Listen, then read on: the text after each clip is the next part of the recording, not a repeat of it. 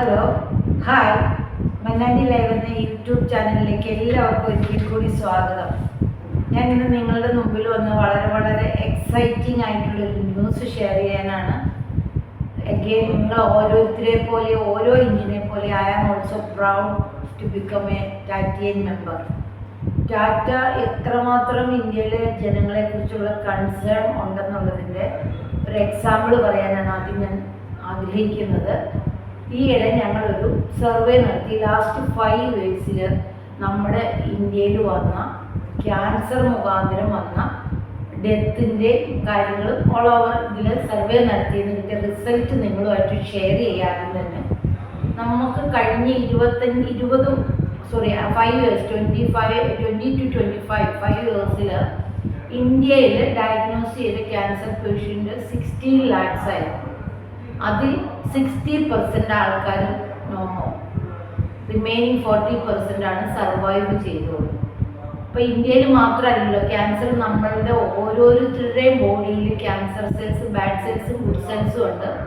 Good cells എന്നുവരെ bad സെൽസിനോട് fight ചെയ്ത് survive ചെയ്തുകൊണ്ടിരിക്കുന്നു, അതുവരെ നമ്മൾ ഓക്കെയാണ്. സോ ഇപ്പോഴത്തെ ന്യൂജൻ ആൾക്കാരുടെ എല്ലാ സ്ഥലത്തുള്ള എല്ലാവരുടെയും ലൈഫ് സ്റ്റൈലും കൂടുതൽ നമ്മൾ ഹെൽത്തി ഫുഡല്ല, അധികവും ഹോംലി ഫുഡല്ല കഴിക്കുന്നത്. ആ ഒഴിച്ച് കൾച്ചറിലേക്ക് പോയപ്പം ഏറ്റവും കൂടുതൽ അലാമിങ് ആയിട്ടുള്ള കണ്ടെത്തൽ എന്താണെന്ന് ചോദിച്ചാൽ നെക്സ്റ്റ് 5 ഇയേഴ്സ് അല്ലെങ്കിൽ ഇപ്പോൾ 26 ആയി, 2030 ആകുമ്പോഴേക്കും ഇന്ത്യയിലെ ഡെത്ത് ഇതിൽ ഏറ്റവും കൂടുതൽ റീസൺസ് വരിക ക്യാൻസർ ആയിരിക്കും. അപ്പം നമ്മൾ മാത്രമല്ല, ഏറ്റവും പോപ്പുലേറ്റഡ് ആയ നമ്മുടെ രാജ്യത്ത് 16 ലക്ഷം ആൾക്കാർക്ക് ക്യാൻസർ വന്നെങ്കിൽ USA is not at all bad. നമുക്കറിയാം അവിടുത്തെ ലൈഫ് സ്റ്റൈലും ചേഞ്ചും ഒക്കെ. അവിടെ 20 lakhs ആൾക്കാർ ക്യാൻസർ ഡയഗ്നോസ് ചെയ്തു.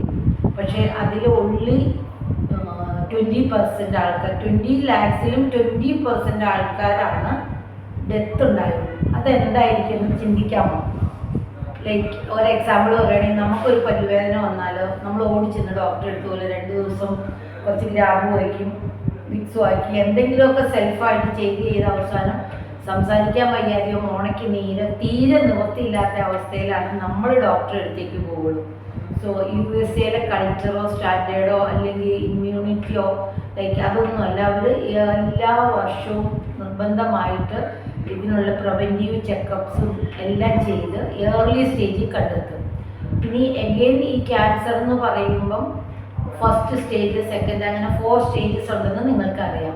ഫസ്റ്റ് 2 സ്റ്റേജസിലുള്ളതിൽ കണ്ടെത്തുകയാണെങ്കിൽ ഫസ്റ്റ് ഓർ സെക്കൻഡ് സ്റ്റേജിൽ ക്യാൻസർ ഡയഗ്നോസ് ചെയ്ത 80% ആൾക്കാരും സർവൈവ് ചെയ്യുന്നുണ്ട്. നമ്മുടെ ഇവിടെയും മരിച്ചതിൽ ലൈക്ക് മോർ ദാൻ 60% ആൾക്കാർ 3rd or 4th സ്റ്റേജിൽ ഡയഗ്നോസ് ചെയ്യപ്പെട്ടവരാണ്. സോ ഏർലി ഡയഗ്നോസ് ചെയ്യണമെങ്കിലും ഒരു അവയർനെസ് വേണം ക്യാൻസറിനെ കുറിച്ചും കാര്യങ്ങൾ. ഇതിനു വേണ്ടിയാണ് ഞങ്ങൾ ഈ സ്റ്റഡി നടത്തിയത്. സ്റ്റഡിയുടെ റിസൾട്ട് ഭയങ്കര അലാമിങ് ആയിരുന്നു. സോ പബ്ലിക്കിലേക്ക് അത് അവയർനെസ് കൊടുക്കുക എന്നുള്ള ഡ്യൂട്ടിയാണ് ഇപ്പോൾ ടാറ്റ ചെയ്തുകൊണ്ടിരിക്കുന്നത്. അപ്പം നമ്മൾ ലൈഫ് ഇൻഷുറൻസ് കമ്പനിയാണ്, ഒരു മെഡിക്ലെയിം പോലെ ഇൻഷുറൻസ് പോളിസി സെല്ല് ചെയ്യാനല്ല ഉദ്ദേശിക്കുന്നത്. കാരണം നിങ്ങളോടൊരു ക്യാൻസറിന് കെയർ ചെയ്യുന്ന പ്ലാൻ എന്ന് പറഞ്ഞാൽ ഒത്തിരി കമ്പനികൾക്ക് ക്യാൻസർ വന്നാൽ മെഡിക്കൽ ചെക്കപ്പിൽ വരുന്ന പൈസ റീഫണ്ട് ചെയ്യാനും നമ്മുടെ മെഡിക്കൽ എക്സ്പെൻസിനെ മീറ്റ് ചെയ്യാനുള്ള കാര്യങ്ങളെല്ലാം മെഡിക്ലെയിം ത്രൂ എല്ലാവരും തന്നെ ചെയ്തിട്ടുണ്ടാവും. പ്രൊട്ടക്ഷൻ പ്ലാനും സർവൈവലിൻ്റെയും കാര്യങ്ങളാണ് നമ്മൾ കൂടുതലായിട്ട് ടാറ്റ കോൺസെൻട്രേറ്റ് ചെയ്യുന്നത്. So Tata is introducing A wonderful plan. അത് ഓഫ് കോഴ്സ് ക്യാൻസർ കെയർ അല്ല, സമ്പൂർണ്ണ കെയർ. ഡ്യൂ ടു ക്യാൻസർ മുഖാന്തരം ഒരാൾക്ക് മെഡിക്കൽ ഇൻഷുറൻസ് ഉണ്ട്, മെഡിക്കൽ എക്സ്പെൻസ് മീറ്റ് ചെയ്യും. ഞാൻ എൻ്റെ ചുറ്റുമുള്ളവരിൽ നോക്കുമ്പോൾ അറ്റാക്ക് വന്ന് നിറയെ ആൾക്കാരുണ്ട്.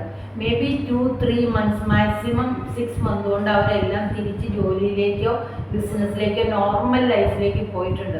പക്ഷെ നോട്ട് ഈവൻ 1% ഒരാളെ പോലും ക്യാൻസർ ഡിറ്റക്റ്റ് ചെയ്തിട്ട് തിരിച്ച് ജോലിയിലേക്കോ ബിസിനസ്സിലേക്കോ നോർമൽ ലൈഫിലേക്ക് വന്നിട്ടില്ല. പിന്നെ ക്യാൻസർ നിങ്ങൾക്കും എനിക്കും അറിയാം, ക്യാൻസർ ഡയഗ്നോസ് ചെയ്ത് കഴിഞ്ഞാൽ നമ്മുടെ സേവ് ചെയ്തേക്കുന്ന മുഴുവൻ പൈസ തീരണ വരെ പെയിൻഫുൾ ആയിരിക്കും. മെൻ്റലി സ്ട്രെസ്ഡ് ആയിരിക്കും, ഫിസിക്കലി പെയിൻഫുൾ ആവും, കീമോ അങ്ങനത്തെ ഭയങ്കര കോസ്റ്റ്ലിയാണ്. പണ്ടൊരു 5 ലക്ഷത്തിലൊക്കെ തീർന്നത് ഇപ്പോൾ 25 to 30 lakhs വേണം നമുക്ക് തിരിച്ചു വരണമെങ്കിൽ. ഈ 30 lakhs മെഡിക്കൽ ഇൻഷുറൻസ് ഉണ്ടെന്ന് കരുതുക. എന്നാലും നോർമൽ ലൈഫിൽ, ഡേ ടു ഡേ ലൈഫിൽ നമ്മുടെ വീട്ടിൽ വേണ്ട മെയിൻറ്റെയിനിങ് സ്റ്റാൻഡേർഡ് ഓഫ് ലൈഫ് അങ്ങനത്തെ കാര്യങ്ങൾക്കൊന്നും ആരും ഒന്നും ചെയ്തു വെച്ചിട്ടില്ല. ഇവിടെയാണ് ടാറ്റ ഇൻട്രൊഡ്യൂസ് ചെയ്യുന്ന സമ്പൂർണ്ണ കെയർ ക്യാൻസർ എന്നുള്ള പ്ലാൻ. ഇതിനെക്കുറിച്ച് ഡീറ്റെയിൽസ് അറിയണമെങ്കിൽ ഈ നമ്പറിൽ, താഴെ കാണുന്ന എൻ്റെ നമ്പറിൽ വിളിക്കാം.